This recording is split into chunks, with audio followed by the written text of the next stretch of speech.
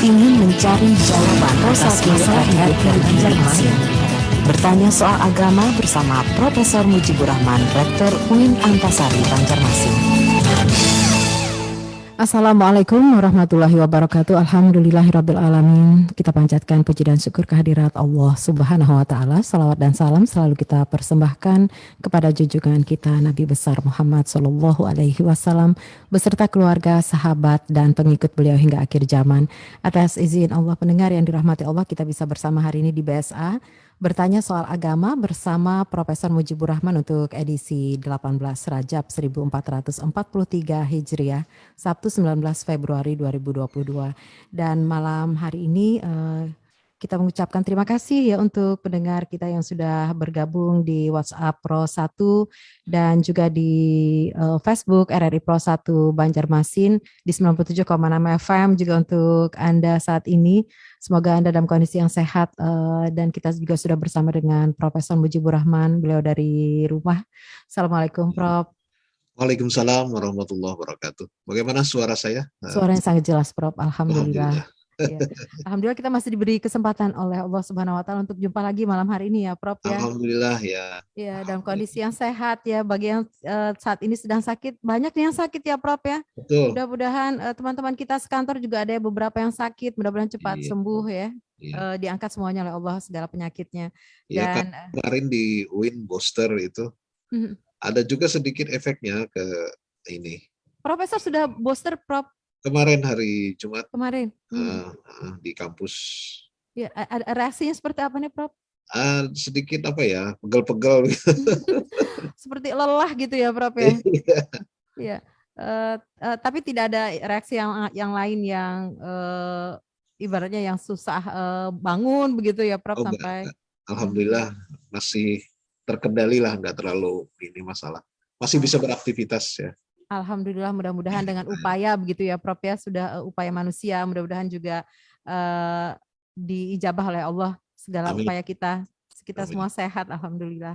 Ya Prof, pendengar-pendengar kita juga sudah menantikan jawaban dari Profesor Mujib. Nih beberapa pertanyaan sudah sampai di studio kami nih Prof ya, lewat WhatsApp Pro 1 di 081151114141. Nah, Anda yang mau bertanya juga boleh langsung kirim ke WA malam hari ini atau langsung bertanya di Facebook Pro 1 RRI Pro 1 Banjarmasin, silahkan. Dan kita langsung menjumpai Ibu Hajah Nurlaili di Rantau ya Prof ya. Assalamualaikum warahmatullahi wabarakatuh. Waalaikumsalam warahmatullahi wabarakatuh. Saya ingin bertanya kepada Bapak Mujibur Rahman.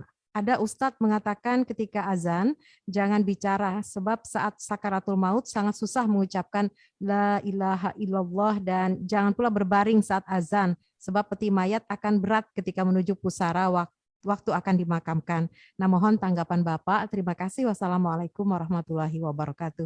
Waalaikumsalam warahmatullahi wabarakatuh. Waalaikumsalam warahmatullahi wabarakatuh. Terima kasih Ibu Nurlaili. Bismillahirrahmanirrahim.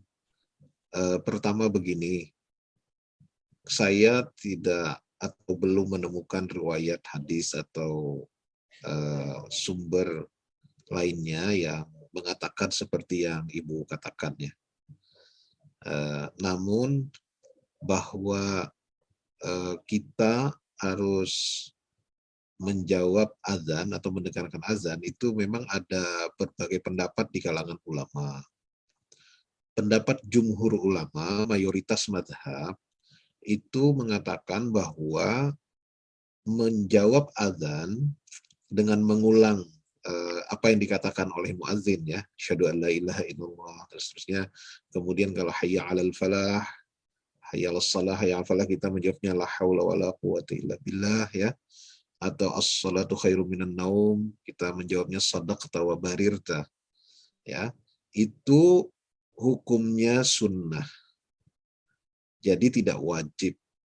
Nah, yang mewajibkan itu hanya satu mazhab, yaitu Imam Hanafi atau Hanafiyah, mazhab Hanafi. Syafi'i dan yang lain-lain itu tidak mewajibkan. Kalau tidak wajib berarti tidak berdosa dong, ya. Nah, ini di dalam di dalam kitab fikih yang saya baca seperti itu, ya. saya sempat berkonsultasi dengan Al-Fiqhul Islami wa Adillatuh, jilid pertama karangan Wahbah Zuhaili, Profesor Wahbah Zuhaili dari Mesir, itu dengan tegas juga mengatakan demikian, bahwa hukumnya adalah sunnah, ya, tidak wajib. Namun bahwa sunnah itu kan dianjurkan, ya, artinya dikerjakan berpahala, ditinggalkan tidak berdosa, kan begitu, ya. Nah, karena itu ya lebih baik dikerjakan gitu. Apalagi di dalam kaidah fikih itu ada istilah al-khuruju minal khilafi mustahabun. Kita keluar dari perbedaan pendapat di antara ulama itu hukumnya sunnah juga. Jadi kalau ulama mengatakan satu wajib, yang satu sunnah, kita mengerjakannya itu kita keluar dari pertentangan itu kan. Nah, jadi kita mendapatkan kebaikan pula dari perbedaan pendapat itu. Nah, kemudian yang kedua terkait dengan sakratul maut, ya. Itu istilah sakrat itu sakratul maut, ya. Sakrah itu dalam bahasa Arab antara lain artinya adalah mabuk. Ya. Jadi seperti orang mabuk itu kalau kita mau meninggal dunia itu, ya. Artinya kita nggak sadar, maksudnya itu di situ. Sadar kepada lingkungan, mungkin tidak lagi, tapi kesadaran terhadap diri kita sendiri saja lagi. Dan mungkin kesadaran kita berhadapan dengan malaikat maut, berhadapan dengan Tuhan, kesadaran yang lain itu sudah hilang gitu, ya. Nah, makanya disebut dengan sakratul maut. Karena itu kita akan kalau mengalami itu, ya Prof, ya. Semuanya akan mengalami itu. Nah, karena itu di dalam doa-doa selamat itu selalu ada disisipkan kalimat Allahumma hawwin alaina fi sakaratil maut wan najata minan nar wal afwa 'indal hisab. Ya Allah, mudahkanlah kami ketika menghadapi sakratul maut, ya. Karena memang namanya juga sakrah gitu, dalam keadaan tidak sadar atau mabuk gitu, ya. Dalam tanda petik mabuknya, ya. Itu memang berat. Nah, namun orang akan mengalami itu bermacam-macam. Yang pertama adalah secara akal aja, ya. Orang itu kan akan meninggal pada situasi, pada keadaan di mana dia sering melakukan pekerjaan itu, gitu, ya. Kebiasaan dia selama Kebiasaan, ya. Kan kita kebiasaan itu mesti dilakukan tiap hari gitu. Nah, jadi masuk akal aja kalau orang meninggal misalnya karena sering sholat, dia meninggalnya waktu sholat gitu kan. Mahbub Junaidi misalnya, kolomnis yang saya kagumi itu, beliau meninggal pada saat menulis gitu. Karena dia memang penulis dan tulisannya keren-keren gitu, ya. Nah, jadi wajar saja kalau orang meninggal kemudian pada saat di mana dia melakukan kebiasaan-kebiasaannya. Nah, karena itu kalau misalnya orang terbiasa mendengar azan, lalu berzikir, ya, membaca syahadat, itu akan memudahkan dia nanti membaca syahadat, itu masuk akal gitu. Dan karena itu pula dalam budaya masyarakat Banjar itu ada zikir 7 laksa, ya kan? Pernah nggak Ibu mendengar itu? Saya baru ini dengar dari Prof. 7 laksa, ya. Jadi berzikir 70.000. Jadi kalau di kampung-kampung itu diamalkan itu. Dengan batu itu dihitung gitu, ya. Itu supaya apa? Supaya memang zikir itu masuk ke dalam hati kita gitu. Dan menjadi kebiasaan kita. Jadi kalau orang biasa itu berzikir seperti kita yang awam, itu dari lidah ke hati, ya, dari lidah ke hati. Jadi lidah menyebut la ilaha illallah, tiada Tuhan selain Allah, lalu hati menghayatinya. Nah, kemudian nanti kalau sudah terbiasa orang itu berzikir, sering berzikir, akan terbalik dari hati ke lisan, dari hati ke lidah. Jadi hatinya ingat, kemudian lidahnya mengeluarkan zikir itu. Seperti kita kalau melihat sesuatu yang luar biasa, kemudian tiba-tiba kita muncul subhanallah, itu zikir juga kan? Kita terkejut ke luar biasa, subhanallah. Jadi muncul dari hati lalu ke lidah, ya. Nah, itu zikirnya sudah menyatu di dalam diri kita. Ada seorang guru saya, dosen saya, almarhum ya, di UIN itu, beliau adalah pengamal tarekat, tarekat Qadariyah Naqsyabandiyah, tarekat tasawuf, dan membimbing zikir. Menurut orang-orang yang dekat beliau, itu kalau beliau berzikir, itu nyamuk tidak mau menggigit, Bu. Nggak berani nyamuk. Karena mungkin dia berzikir ke seluruh tubuhnya ikut berzikir, gitu ya, ingat kepada Allah. Gitu. Nah, kita bisa membayangkan orang yang seperti ini kalau meninggal dunia kan mesti lancar ya. Mesti lancar, zikirnya sudah menyatu dengan tubuhnya. Gitu. Nah, mungkin Ustadz yang bilang tadi kepada Ibu Nurlaili tadi itu maksudnya begitu. Jadi kita membiasakan ingat kepada Allah Subhanahu wa taala. Nah, namun di sisi lain ini penting juga barangkali supaya kita jangan terlalu khawatir, takut gitu ya.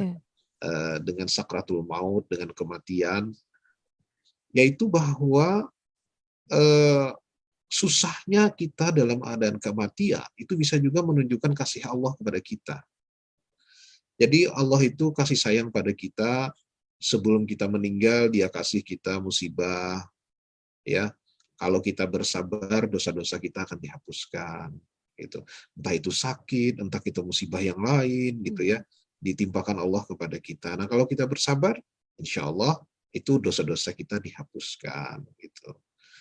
Nah, bisa juga kita dapat ujian dalam bentuk kesenangan, ya. Jadi jangan dianggap musibah itu dalam bentuk kesusahan terus, ya.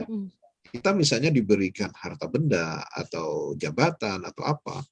Nah, kita sabar tidak untuk menahan diri kita, tidak melanggar hukum, tidak korupsi, berlaku sebaik-baiknya, menjalankan peraturan misalnya, itu juga membutuhkan kesabaran. Jadi itu ujian juga gitu. Nah, kalau kita bisa melewati itu, maka dosa-dosa kita akan dihapuskan. Nah, ada orang yang masih banyak dosanya, Tuhan masih kasih gitu sama dia. Maka waktu sakaratul maut, dia susah. Ya bikin susah gitu. Nah, tapi susah itu mengurangi dosa-dosanya tadi. Gitu ya. Nah, sakaratul pun masih ada pengampunan dari Allah begitu ya? masih ada ya, sampai nanti ini sampai di sini kayaknya di tenggorokan ya. Anu kita roh kita ya. Malam yugharghir, itu hadis Rasul Nabi Shallallahu Alaihi Wasallam. Yugharghir itu artinya sampai di kerongkongan. Maksudnya di kerongkongan itu mungkin sudah hampir mati gitu ya. Itu baru habis itu. Nah, karena itu kita anggap saja ya, kalau memang susah, kita jangan berburuk sangka kepada orang yang meninggalnya susah banget gitu ya. Wah, ini pasti ahli neraka, jangan gitu. Kita juga nggak tahu kan. Mungkin itu kasih sayang Allah kepadanya. Ada sebuah hadis qudsi yang saya sangat terkesan itu. Hadis qudsi itu Allah berfirman melalui hadis Nabi, ya, bukan melalui Al-Quran. Hadis Nabi, hadis qudsi. Itu ada cerita katanya seorang raja yang zalim, dia sangat sombong, kemudian menindas orang segala macam, lalu dia sakit, dia hampir mati gitu. Lalu para tabib mengatakan orang ini bisa sembuh, si raja ini, kalau memakan ikan ini gitu. Padahal ikan itu susah dicari di musim itu di laut gitu. Tapi entah bagaimana Allah kemudian mendatangkan ikan-ikan itu, sehingga sembuhlah si raja ini, gitu ya. Jadi sebaliknya ada seorang raja yang adil, yang baik, gitu, sakit juga dan memerlukan ikan itu di musim di mana ikan itu banyak, gitu. Ternyata Allah memerintahkan udah nggak usah dikasih ikan itu, biar dia meninggal saja, gitu. Nah, lalu ceritanya para malaikat kemudian mau tahu nih kenapa, gitu ya. Ternyata si raja yang pertama itu dosanya banyak sekali dan ada kebaikannya. Nah, Tuhan mau membalas kebaikannya di dunia ini saja, dikasih panjang umurnya gitu. Nanti dosa-dosanya di akhirat dia akan rasakan akibatnya. Nah, sebaliknya yang raja yang kedua tadi, yang adil, yang baik tadi, itu perbuatan baiknya banyak sekali, tapi dia juga ada khilaf, ya, berbuat dosa, berbuat salah, maka biarlah penyakitnya tadi itu yang membawanya kepada kematian sebagai penebus dosa-dosanya. Nah, karena itu hati-hati juga kita kalau ada berbuat jahat, melanggar hukum, melanggar moral ya. Tapi kok nggak kena-kena gitu ya. Hmm. Ditangkap polisi enggak, sakit juga enggak. Nah, itu bisa bahaya itu. Istidrat begitu ya, Prof ya. Orang kita bilangnya dirojong begitu ya. Iya, iya, iya. Nah, jadi begitu gambaran umum ya, saya kira kalau supaya kita jangan takut juga kalau nanti sakaratul maut saya gimana gitu ya. Yang penting hidup kita jalani dengan baik. Iya. Kalau seandainya kita dipersulit, mudah-mudahan itu adalah pengampunan dari Allah Subhanahu wa taala. Gitu kira-kira. Baik. Untuk Ibu Hajah Nurlaili di Rantau cukup ya Prof ya. Terima kasih Iya. Ibu Hajah Nurlaili, dan kita ke Bapak Muhammad Aini di Tapin. Assalamualaikum. Waalaikumsalam. Ada 2 pertanyaan nih Prof. Berdosakah kalau tidak menyahut azan? Masih ada kaitannya ya Prof ya. Terus yang kedua, ada Ustadz mengatakan bahwa saat sakaratul maut terjadi maka calon mayat akan melakukan hal-hal yang paling sering dia lakukan dalam kehidupannya sehari-hari. Apakah ini ada kaitannya dengan Al-Quran atau hadis? Terima kasih. Wassalamualaikum warahmatullahi wabarakatuh. Mirip ya Prof ya Iya, ini pertanyaan. pertanyaannya mungkin sudah terjawab, tapi Iya, mungkin saya tegaskan lagi boleh bahwa silakan Prof. hukum menjawab azan itu Hmm. sunnah, tidak wajib ya. Tetapi ya tadi lebih baik kita menjawabnya karena kita akan dapat pahala. Hmm. Kalau tidak menjawabnya kita tidak berdosa gitu ya. Hmm. Kecuali menurut madhab Hanafi. Ya, kalau Hanafi itu mewajibkan kita menjawab azan itu. Prof, Eh, biasanya Prof kalau setelah menyahut azan, kita akhiri dengan doa setelah azan begitu ya Prof ya? ya, ya, ya, ya, ya. Ada doa setelah azan ya Prof. Ada. Dan ada yang mengatakan bahwa doa setelah azan itu kita akan mendapatkan, kalau kita membiasakan diri berdoa setelah azan, kita akan mendapatkan syafaat dari Nabi Muhammad, dari Iya. Rasulullah. Benarkah itu Prof? Iya, itu kan doanya kan Hmm. apa namanya, semacam doa salawat kepada Hmm. Rasulullah sallallahu alaihi wasallam. Ati Muhammad dan wasilah wal fadilah, Fadilah ya kan? wassalam derajatnya. Jadi ya, Hmm. jadi itu begini. Ini pertanyaan bagus ini. Jadi di dalam ayat suci Al-Qur'an itu disebutkan ada salawat, ada salam ya. Ya apa yang mana itu? Innallahu wa malaikatahu yusholluna 'alan nabi ya ayyuhalladzina amanu shallu 'alaihi wa sallimu taslima. Sesungguhnya Allah dan para malaikat itu mendoakan nabi ya. Karena itu kalian berdoalah, bersalawatlah dan bersalamlah. Nah, ini salam ini ya, penting ini. Ada salawat, ada salat, ada salam. Ya, jadi kalau sholat itu adalah doa seperti ibadah kita sholat yang langsung ditujukan kepada Allah untuk baginda Nabi. Ya, itu bersifat ke atas vertikal. Nah, sedangkan sallimu taslima ya, salam, kesejahteraan, kedamaian itu yang bersifat horizontal yang kenanya kepada kita. Makanya di dalam tahiyat itu assalamu alayka ayyuhan nabiyyu wa rahmatullahi wa barakatuh, assalamu alayna wa ala ibadillahi shalihin. Jadi salam sejahtera kepada Nabi dan salam sejahtera kepada kami dan juga kepada hamba-hamba Allah yang baik, yang soleh. Nah, jadi di sini ada 2 dimensi. Dimensi yang berhubungan dengan Allah ya, setelah azan itu kita membaca salawat ya, sekaligus yang berhubungan dengan diri kita, kesejahteraan, kedamaian hati kita. Nah, jadi selalu agama kita itu seperti itu. Azan memanggil kita untuk melaksanakan ibadah, ya, menghadap Allah. Tapi kan ada istilah hayya 'alal falah. Ya, marilah kita memperoleh atau mengejar falah. Falah itu bisa artinya kemenangan, bisa artinya keberuntungan, bisa juga artinya kebahagiaan. Jadi efek dari ibadah itu adalah kebahagiaan yang kita rasakan secara horizontal ya. Maka kemudian nanti waktu kita sholat ada dimulai dengan takbir, itu menghadap kepada Allah, diakhiri lagi dengan salam ke kiri ke kanan yang bersifat horizontal. Takbir ke atas, vertikal ke menghadap Allah, tapi setelah selesai ke kiri ke kanan kan. Nah, begitu juga doa setelah azan itu. Saya kira kita memaknainya seperti itu. Ya. Jadi sangat bagus itu memang doa itu. Hmm. Mm-mm. Baik. Jadi untuk Bapak Muhammad Aini sama sepertinya ya untuk sudah terjawab ya Prof ya. Iya, saya Atau kira ada yang ditambah lagi Prof? cukup seperti itu ya. Cukup ya. Baik, terima kasih untuk Bapak Muhammad Aini di Tapin. Kita ke Ibu Hajah Inun di kilometer 6 Banjarmasin, Prof. Assalamualaikum warahmatullahi wabarakatuh. Waalaikumsalam warahmatullahi wabarakatuh. Prof, almarhum suami Ulun punya saudara kandung atau kakak di sini, tetapi sudah meninggal dunia.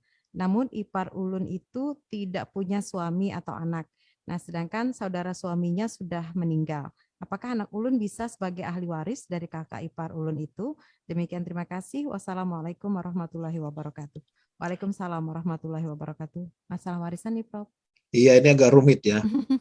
Dan penjelasan dari kasus ini belum detail sebenarnya. Tapi saya akan mencoba untuk meraba-raba begitu ya. Dan terus terang saya dulu memang pernah belajar ini waktu di Al-Falah ya, waktu di pesantren. Setelah itu sudah nggak membaca kitab ini lagi. Jadi agak rumit memang hukum waris ini. Nah, yang pertama hukum waris itu begini, harus ada yang meninggal itu siapa, gitu kan? Lalu yang mewaris siapa? Jadi kalau misalnya tadi yang meninggal ya, berarti yang meninggal itu udah habis semua, tinggal satu orang tadi. Itu harus pemahamannya begitu. Kalau yang lain-lainnya masih hidup atau ada yang hidup gitu, yang ini meninggal belakangan ya, berarti kan harta yang dibagi itu siapa yang meninggal pertama, lalu pewarisnya gitu ya. Setelah itu meninggal lagi satu, nah pewarisnya lagi gitu. Kita anggap saja kasusnya ini adalah semua saudara kandung suami ibu tadi sudah meninggal. Oke. Nah, yang terakhir meninggal adalah saudara perempuan suaminya. Ya kan? Yang tidak kawin dan tentu tidak punya anak. Kira-kira saya memahaminya begitu. Lalu pertanyaannya, apakah anak si ibu tadi bisa mewarisi harta peninggalan ipar perempuan ini tadi? Perempuannya ini tadi. Jadi bisa nggak itu keponakan lah, katakan begitu ya, mewarisinya. Nah, jawabannya adalah kalau keponakan ini laki-laki dan semua ahli waris yang lain nggak ada, dia aja tertinggal ya sendiri ya, tertinggal sendiri, laki-laki, dia bisa mewarisi sebagai asobah istilahnya. Tapi kalau dia beberapa orang, dia berbagi nanti dengan saudaranya ya sebagai keponakan. Nah, yang berbeda pendapat ulama itu kalau dia perempuan. Ponakan perempuan kalau dari mazhab Syafi'i dia tidak termasuk penerima waris. Jadi dia termasuk dzawil arham istilahnya. Nah, bagi mazhab Syafi'i itu tidak diberikan, tapi ada mazhab yang lain juga memberikan ya. Nah, kalau nggak diberikan maka hartanya itu diserahkan kepada Baitul Mal atau untuk kepentingan orang banyak. Kira-kira seperti itu. Nah, apakah gambaran saya itu persis kasus ini ya?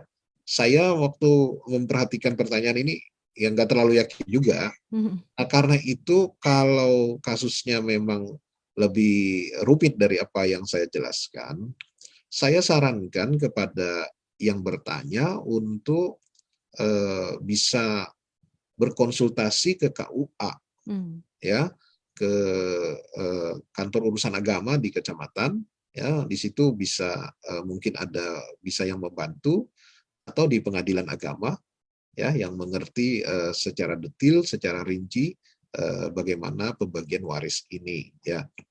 Atau bisa juga bertanya kepada tuan guru yang ada di kampung, karena ini nggak mungkin hanya ditulis begini, jadi harus ada dialog itu siapa-siapa yang hidup, siapa ini ya, harus lebih rinci.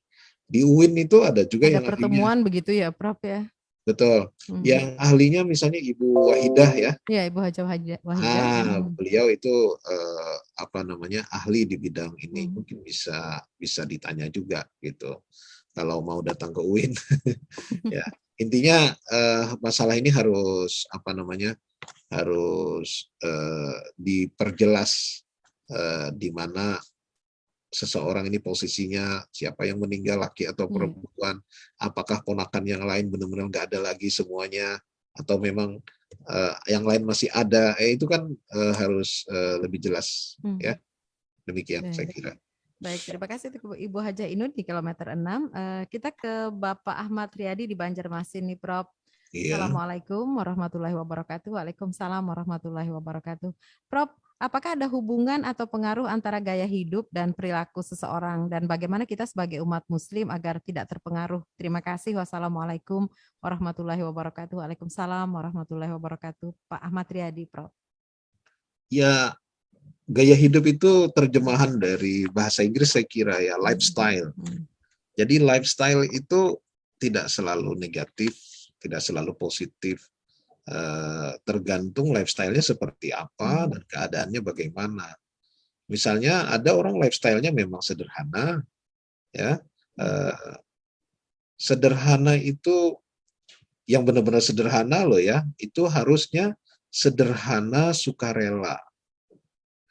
Jadi ada memang orang yang sederhana karena terpaksa aja nggak punya duit, itu bukan sederhana itu. Ya, jadi sederhana yang sejati, lifestyle sederhana yang sejati itu adalah orang yang sederhana dengan sukarela. Dia punya uang banyak untuk hidup mewah, tapi dia tidak mau, begitu ya.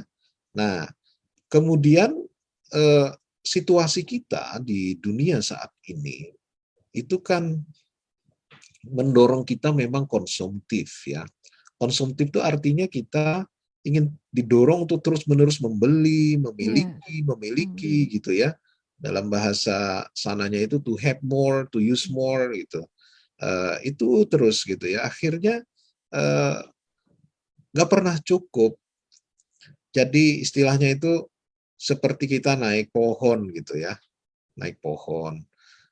Kalau PNS itu kan ada gaji pokok, dikasih lagi tunjangan fungsional, dikasih lagi tunjangan kinerja, gitu ya. Waduh, gajinya banyak sebenarnya. Tapi kok nggak pernah cukup tuh, kenapa itu? Oh, rupanya itu seperti naik pohon. Semakin tinggi naik, semakin banyak yang dilihat. Semakin banyak penghasilan, semakin lebih banyak lagi keinginan. Sehingga tidak pernah cukup. Nah, ini yang tadi ditanyakan oleh Bapak ini saya kira, yaitu lifestyle, gaya hidup yang memaksakan diri, ya karena mengikuti. Sederhana karena terpaksa tadi ya, Prof. Bukan, itu terpaksa ingin mewah, bukan terpaksa ingin sederhana. Dia terpaksa ingin mewah karena ingin mengikuti pasar ya, mengikuti gaya hidup yang lagi tren lah gitu. Kalau orang sekarang asik pakai HP yang baru, merek ini, nggak mau ketinggalan, mau beli lagi, padahal HP-nya yang ada belum rusak gitu ya. Baju yang ini baru saja dibuat, ada lagi model yang baru, bikin lagi atau beli lagi, seperti itulah budayanya. Tidak berkesudahan keinginannya. Tidak berkesudahan. Nah, ini saya ingin berbagi karena ada waktu kita lumayan ini. Saya tuh sangat terkesan dengan cerita-cerita sufi ya. Salah satunya adalah tokoh yang katanya nyata, ada juga mengatakan tokoh ini sebenarnya rekaan saja. Namanya Nasruddin Hoja. Ada dua cerita sindiran terkait dengan gaya hidup ini. Cerita yang pertama begini. Nasruddin Hoja suatu hari datang ke pesta perkawinan. Dia datang ke pesta perkawinan itu dengan pakaian seadanya. Kemudian karena pakaiannya seadanya kumal gitu ya, nggak bagus, mungkin juga tidak harum begitu. Dia datang, penjaga tamu langsung mencegat dia. Anda ini siapa? Kenapa Anda datang ke pesta ini? Orang seperti Anda tidak layak datang ke sini, gitu ya. Pulang sana, pulang. Nah, akhirnya dia pulang ke rumah. Dia mandi, dia ganti baju yang bagus, dia pakai harum-haruman. Datanglah dia ke pesta itu, ya. Karena dia pakaiannya rapi, berbaju harum, ya dipersilahkan. Silahkan Pak, silahkan ambil makanannya dan sana mejanya begitu ya. Kira-kira begitu. Diambillah makanan oleh Nasruddin, kemudian dia letakkan di meja untuk dimakan. Tapi ternyata aneh yang dia lakukan. Dia tidak memakan. Dia melepaskan bajunya. Jadi dia buka bajunya di tengah orang banyak itu, kemudian diletakkanlah bajunya itu di depan makanan tadi. Orang-orang pada melotot semua melihat Nasruddin ini. Ada apa orang gila ini? Lalu dia berteriak, "Wahai bajuku, makanlah makanan ini. Karena kaulah yang diundang, bukan aku." Kemudian Nasruddin pulang. Jadi ini mengingatkan kita ya. Sebenarnya apa sih hal-hal yang kita tampilkan secara lahiriah itu yang sesungguhnya tidak melekat pada diri kita sendiri. Jadi sesuatu yang berada di luar diri kita, yang kita anggap meningkatkan martabat kita, yang disebut tadi gaya hidup. Ya. Kalau saya punya mobil keren, apakah otomatis saya keren? Ya tidak dong. Tapi kita dibodohi. Anda akan terlihat ini dan Anda berarti keren, gitu kan? Nah, di situ salahnya berpikir kita, sehingga kita tidak melihat diri kita lagi. Seperti orang ingin supaya dirinya punya titel, ya, doktor, profesor, gitu, berderet-deret titelnya, gitu. Dengan membeli, ya, kuliahnya nggak serius, gitu. Lalu bangga dengan itu pula, gitu. Saya kira itu adalah kebodohan yang nyata. Karena ilmu nggak bisa dibeli. Ilmu itu harus dipelajari. Akan ketahuan juga mana yang berilmu, mana yang enggak, kan? Nah, disinilah kesalahan kita dengan gaya tadi itu, gaya gitu ya. Nah, cerita yang kedua. Mumpung waktunya banyak, saya mau cerita. Cerita yang kedua begini. Suatu hari, pencuri menyelinap masuk ke rumah Nasruddin. Nasruddin mengetahui bahwa pencuri itu masuk. Alih-alih mengusir pencuri itu, Nasruddin kemudian bersembunyi ke dalam lemari. Lalu masuklah pencuri itu mencari barang-barang di rumah Nasruddin. Cari sana, cari sini, nggak ketemu, akhirnya membuka lemari. Tak dibuka lemari, ya. Yang membuka kaget, yang dibuka juga kaget. Lalu si pencuri karena sudah kepergok begitu, akhirnya mengancam, kan? Awas kamu ya. Kenapa kamu bersembunyi dalam lemari? Apa kamu takut dengan saya? Nasruddin tersenyum. Oh tidak, saya tidak takut kepada Anda. Saya malu kepada Anda.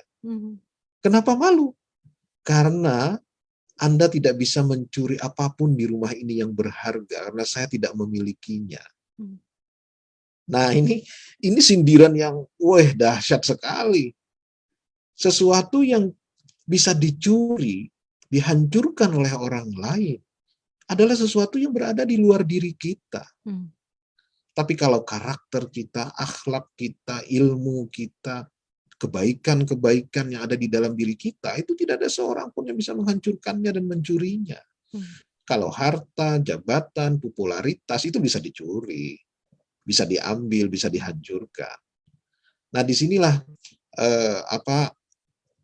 kita harus kembali kepada sudut pandang yang mendalam terhadap hidup, sehingga tidak larut kepada gaya hidup yang memaksakan diri tadi, ya, memaksakan untuk konsumtif, ngikut tren gitu ya, tetapi besar pasak daripada tiang, yang kemudian ya menghancurkan diri kita sendiri pula. Nah, inilah tantangan kita di zaman sekarang, ya. Nah, tambahan lagi di sekarang ini diperparah lagi, Bu, dengan budaya media sosial. Jadi media sosial itu kalau kita tidak hati-hati, kita akan tergoda untuk minta pujian kepada publik, ya, terhadap sesuatu yang palsu gitu. Jadi karena kita ingin citra kita itu bagus, padahal mungkin yang kita sampaikan itu adalah suatu kepalsuan, gitu. Nah, ini kepalsuan di atas kepalsuan, akhirnya adalah merugikan diri kita sendiri. Nah, ini gaya hidup yang seperti ini sekarang menjadi umum, ya, jadi umum begitu. Sampai-sampai orang untuk mendapatkan viral, like itu mau melakukan Apa apapun. saja begitu. Nah, ini kan bahaya, ini bahaya sekali. Banyak sekali orang yang depresi sekarang nih, Prof. Kenapa, Banyak, Bu? banyak sekali orang yang depresi sekarang ya kalau kita lihat ya. Oh iya, Hmm. ya, ya itu antara lain karena tadi kita menggantungkan perasaan, pikiran, kebahagiaan kita kepada respon dan tanggapan orang lain. Hmm. Ya, kalau tidak itu nggak ada masalah gitu ya. Artinya sesuatu yang baik ya tetap baik, yang buruk ya tetap buruk. Apakah orang melihat atau tidak, apakah orang mengakui atau tidak, itu persoalan yang lain lagi gitu. Nah, Ya. kita tidak punya keyakinan seperti itu. Hmm. Itu yang bahaya. Heeh. Baik. Prof, ada yang bertanya kembali Silakan, terbaru nih Prof ya silakan. dari Silakan. WhatsApp Pro 1 dari Bapak Rahmadian di Pengaron. Ya, terima Hmm. kasih Pak Rahmadian. Assalamualaikum. Waalaikumsalam. Selamat malam Prof. Saya Rahmadian dari Pengaron. Ulun hendak bertanya bagaimana pandangan Islam terhadap peminta-minta karena kalau dilihat dari penghasilan mengemis ya bisa sampai ratusan ribu sehari dan mereka tidak bekerja untuk mencari pekerjaan lain. Salah hilap mohon maaf. Wassalamualaikum warahmatullahi wabarakatuh. Waalaikumsalam warahmatullahi wabarakatuh untuk Bapak Rahmadian di Pengaron. Silakan Prof. Saya berpendapat bahwa ajaran Islam itu sangat menekankan agar kita menjadi orang yang memberi, bukan yang menerima. Tangan di atas, bukan tangan yang di bawah. Al-yadul ulya khairun minal yadis sufla, gitu ya, terkenal hadis itu. Tangan yang di atas lebih mulia, lebih baik daripada tangan yang di bawah. Nah, karena itu kalau menjadi peminta-minta sebagai profesi, ya buruk sekali gitu. Seperti humor-humor yang pernah saya baca ya, pernah juga saya tulis.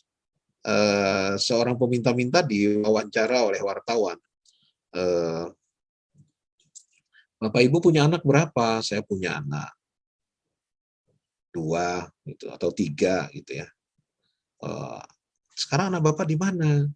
1 di UI, 1 lagi di UNJ, 1 lagi mungkin di UIN Jakarta gitu ya. Wah, luar biasa. Bapak ini ya pengemis tapi anaknya pada kuliah gitu. Oh enggak, mereka semua di sana jadi pengemis.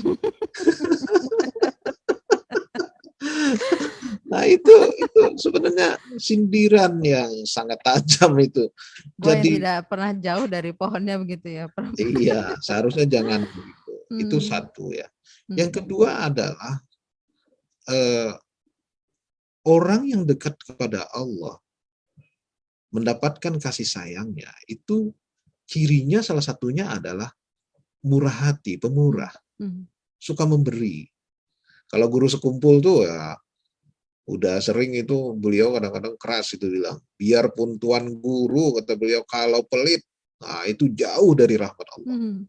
Ya, kalau wali-wali Allah itu semua mereka itu pemurah, suka memberi kepada orang lain. Wali yang sini saya maksud adalah kekasih Allah, orang yang dekat kepada Allah. Ya, nah jadi ini kan berarti bisa dipahami sebaliknya ya. Jangankan dia pemurah kepada orang lain, dia sendiri saja menjadikan meminta-minta sebagai profesi gitu. Gimana dia akan pemurah kepada orang lain gitu ya. Nah, karena itu saya kira memang budaya meminta-minta ini harus kita atasi. Kalau bisa jangan ada budaya seperti itu. Bagaimana agar kita sumbangan itu betul-betul dikelola dengan baik untuk kepentingan orang banyak. Bagaimana orang-orang miskin itu betul-betul bisa dilindungi oleh negara, dibantu oleh badan amil zakatkah, infak sedekah atau wakaf dan sebagainya, supaya mereka tidak menjadi peminta-minta lagi. Jadi saya ada ngobrol-ngobrol dengan anak-anak itu cerita, saya baca baca karikatur gitu ya. Terus saya terkesan juga itu. Ada 2 jenis orang tua yang mengajari anaknya ketika melihat pengemis atau orang miskin. Ya. Orang tua yang pertama, ketika dia membawa anaknya berjalan-jalan kemudian melihat pengemis, dia bilang, "Wahai anakku, kamu lihat tuh pengemis gitu. Iya. Nah, kamu harus belajar sungguh-sungguh agar kamu tidak seperti mereka. Ya, kamu harus nuntut ilmu, harus memiliki keterampilan, ya, sehingga nanti kamu hidup mandiri tidak seperti mereka. Ini orang tua yang pertama. Ya. Bagus, orang tua yang seperti ini bagus, mendidik anaknya. Orang tua yang kedua, lewat juga ngelihat pengemis yang miskin itu. Kemudian dia berkata pada anaknya, kamu lihat tuh orang pengemis itu, kasihan nggak? Kasihan. Kalau kamu kasihan kepada orang seperti itu, maka kamu harus sekolah baik-baik, mempelajari berbagai keterampilan, menguasai ilmu pengetahuan, agar kamu bisa membantu orang itu. Sehingga dia tidak lagi begitu. Nah, yang nomor 2 ini lebih keren lagi, menurut Lebih saya. bijaksana ya, Prof. Iya. Nah, itu saya membaca di mana begitu ya, ada karikatur begitu, dan menurut saya itu cerdas, cerdas sekali. Harusnya kita punya paradigma seperti itu. Paradigma itu apa ya? Cara berpikir, ya, cara berpikir, melihat yang terjadi di sekitar kita, gitu. Baik. Kita mengingatkan juga untuk pendengar kita yang dirahmati Allah, di menit 55 tadi baru saja kita memasuki waktu sholat fardu Isya. Selamat menunaikan ibadah sholat Isya. Dan apa yang bisa diambil dari yang dua orang tua tadi, Prof? Ya, menurut saya ada keinginan untuk mengubah kenyataan yang buruk. Itu penting. Bahwa kita berusaha sebisa mungkin untuk melawan kebodohan, ketertinggalan, ya, kemiskinan sebagai dalam tanda petik dosa sosial yang ada di sekitar kita. Karena persoalan ini persoalan yang serius. Saya itu kadang-kadang ngobrol ya dengan kalangan bawah lah begitu ya. Ini saya berikan contoh di Banjarmasin, ini satu daerah misalnya. Itu dia bercerita, kalau ada bantuan pemerintah, misalnya BLT atau bantuan untuk COVID-19, itu di kampung situ, yang daerahnya memang sangat miskin ya, itu hampir semua dikasih sama pemerintah. Tapi sebelum uangnya cair, itu sudah digadaikan. Jadi digadaikan kepada rentenir yang ada di kampung itu. Digadaikan, lalu diambil uangnya. Misalnya kalau dia dapat 100.000, ya, diambil saja supaya cepat dapat duit, diambil 50-nya diambil rentenir tadi. Gitu. Jadi hanya separuh begitu dapatnya. Iya, sampai sebegitunya. Karena apa? Karena lifestyle tadi, gaya hidup. Jadi mau beli ini, mau beli itu, gitu, mau cepat, nggak sabar, gitu ya. Nah ini menurut saya berarti persoalan kemiskinan itu tidak sekedar bahwa orang itu tidak memiliki modal, bahwa orang itu tidak memiliki uang, ya, tetapi lebih serius daripada itu. Mentalnya memang mental begitu ya, Prof. Itu dia. Bagaimana cara mengelola hidup, ya? Bagaimana budaya kita, nilai-nilai apa yang kita anggap baik, apa yang kita anggap buruk, ya. Bagaimana kita berpikir jangka panjang, tidak jangka pendek. Nah, yang seperti itu, kemiskinan yang dalam bahasa sosiologis disebut dengan kemiskinan kultural. Jadi kemiskinan itu ada yang struktural, ada yang kultural, dan kedua-duanya saling terkait. Struktural itu karena posisi orang yang berada di kelas bawah, ya. Kemudian kultural itu karena budaya miskin tadi misalnya. Iya, budaya miskin, mental miskin begitu ya, Prof. Betul sekali. Baik, sayang sekali Prof. Waktu kita, Prof. Banyak sekali yang kita dapat malam hari ini dari Profesor Mujibur Rahman ya, bagaimana kita bisa menyikapi hidup kita begitu ya, Prof ya.